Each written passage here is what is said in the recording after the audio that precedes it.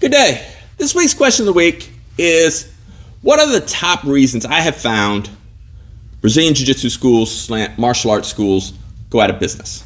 And I thought it was a great question that came to me online. I get a lot of business questions because I'll put the playlist up here towards the end of the video. I created a playlist describing how to start up a Brazilian Jiu-Jitsu school, martial arts school, and some of the things I've learned. I opened my school, Semper Fortis Jiu-Jitsu, here in San Antonio, Texas in 2016, and have been successfully running it for the past 9 years. And I'm just willing to share the things that I learned and answer whatever questions I can, because I'd like to see Brazilian Jiu-Jitsu spread, throughout the world. And I encourage other people to start their own businesses. But the top 5 things that I'm going to talk about this week that I have seen, because one of the perspectives that I have is not only from a school owner, but I was in the U.S. Navy for 33 years, and every 3 years, 2 to 3 years, I would transfer duty stations. So I'd be at one Brazilian Jiu-Jitsu school, say in, Jacksonville, Florida, and then I would transfer to another Jiu-Jitsu school in, say, Beaufort, South Carolina, and then another Brazilian Jiu-Jitsu school in Camp Lejeune, North Carolina, and then another Jiu-Jitsu school in Norfolk, Virginia.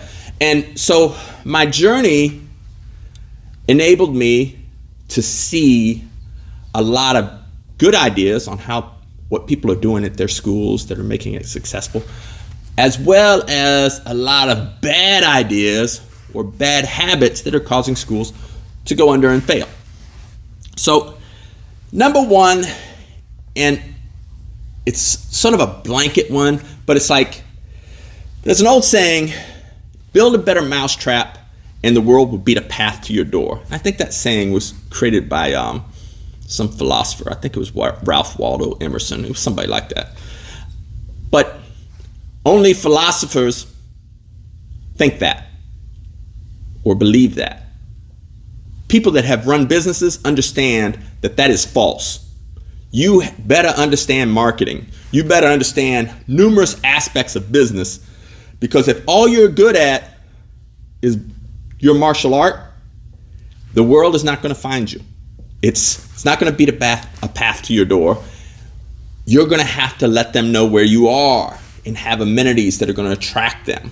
So understand, if you don't understand business, and that goes from marketing, accounting, the finances, the location of your real estate, good chance you're going to go out of business. It's not going to do as well as you think. Number 2, and this is almost number 1, instructors / school owners dating their students. Terrible idea. Matter of fact, it should be number 1. It's probably the number 1 reason I've seen schools go under, is somehow, say we're in the city of San Antonio. There's roughly 2 million people in the city of San Antonio, in the surrounding areas. I don't know, I have roughly 200 students. If I was single, now I'm happily married, but if I was single, I would find my dating pool someplace else. There's 2 million people out there to choose from. Leave your business alone. Only got 200 people here. Leave them alone. Because when you mix 2, things go south. Next thing you know, you're out of business. And plus, to top it off, it's unethical. It's unethical for an instructor to date their students. It's just, you can disagree all you want down below. It is. And it's probably the number 1 way I've seen schools go out of business. Some people may be aware my wife is also a Brazilian Jiu-Jitsu black belt as well as a judo black belt. And they're like, well, did you meet your wife through Jiu-Jitsu? Absolutely, I did not. We was married for over 3 years before she started Jiu-Jitsu. I was already doing Jiu-Jitsu. And she's like, you spend a lot of time away from the family. I'm like, you should come see what I'm doing. And to my great surprise at the time, she became addicted to Jiu-Jitsu and martial arts, and that's ultimately what led to me opening up Semper Fortis Jiu-Jitsu here in San Antonio, because I wasn't sure what I wanted to do after the military, and it's like, well, me and my wife, we both love Brazilian Jiu-Jitsu. I should open up a Brazilian Jiu-Jitsu school after the military. So when my Navy career ended, it's like, this was the natural transition. So now instead of any family separation, I come to work with my family every day. But don't date your students. And I don't know, maybe 2-3 years ago, we got like roughly 10 students from another school in town, all switched schools to my school because what was the instructor doing? Dating a student. And it went south, and I think it caused the school to go under. Like, it was like, how can you be so dumb?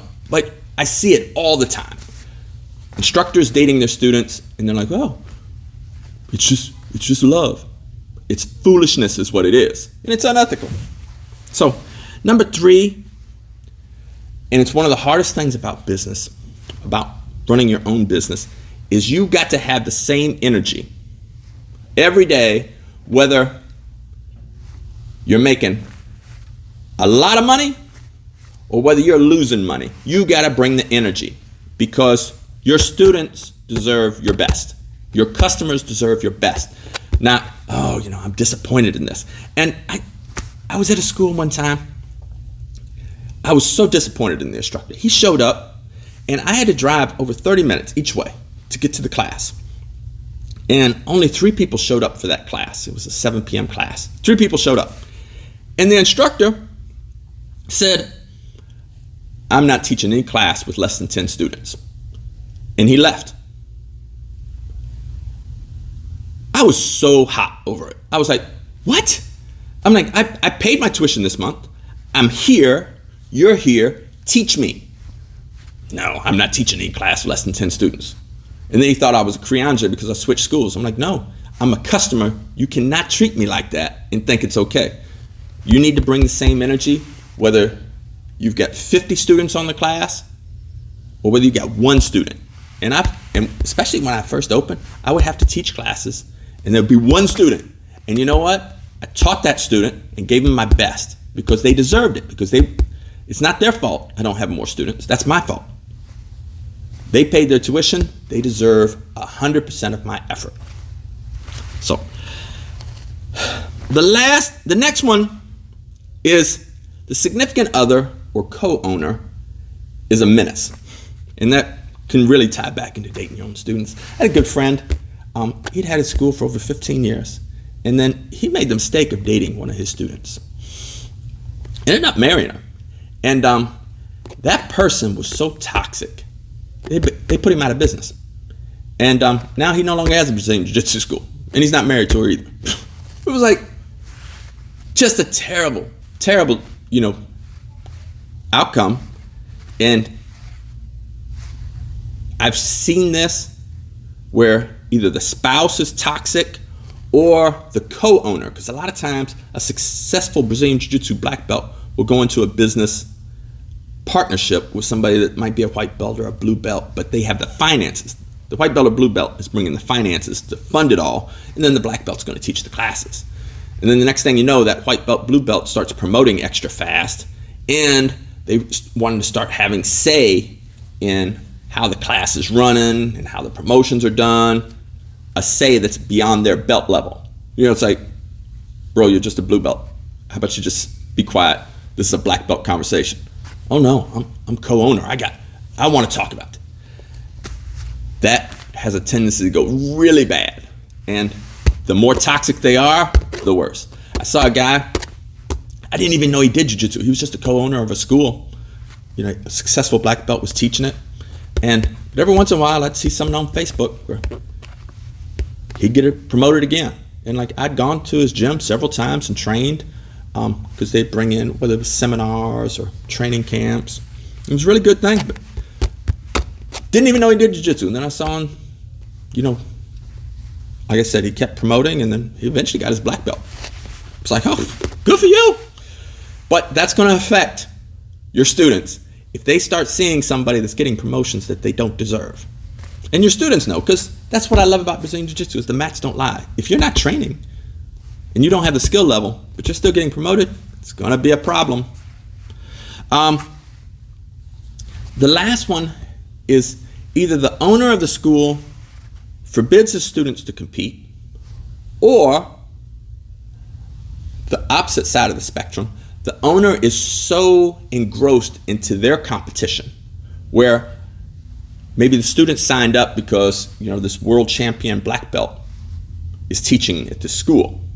However, that black belt is gone every week, just constantly going to a competition throughout the world to compete.